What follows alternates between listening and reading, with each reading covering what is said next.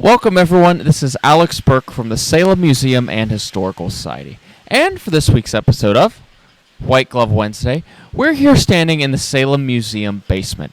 And right beside me is our antique American Flyer train set.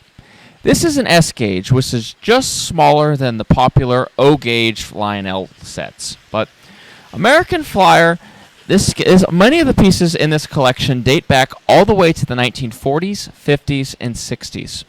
And Christmas trees, model trains and Christmas trees, and Christmas, frankly, go hand in hand, with many times model trains appearing underneath the Christmas tree.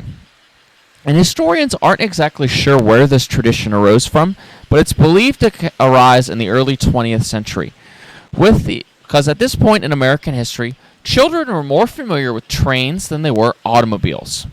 So it's likely to assume that since electric model trains began to appear in the early 20th century, they were the hot topic gift for kids to buy.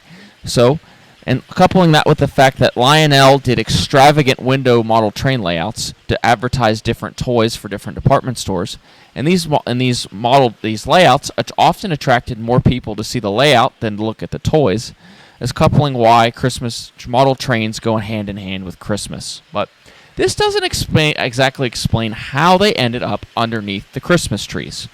And to understand that, before the turn of the 20th century, it wasn't uncommon for families actually to have a small Christmas village underneath their trees. And once model trains became more apparent in the 20th century, they quickly grew and expanded by adding more things like a model train to their Christmas village. But the second reason why is a little simpler than that.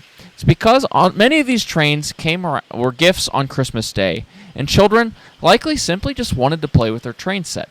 So they quickly unboxed it, put together the track and the train, and started running it around their Christmas tree. And that's sort of how historians believe model trains began to appear under Christmas trees and became synonymous with the holiday season.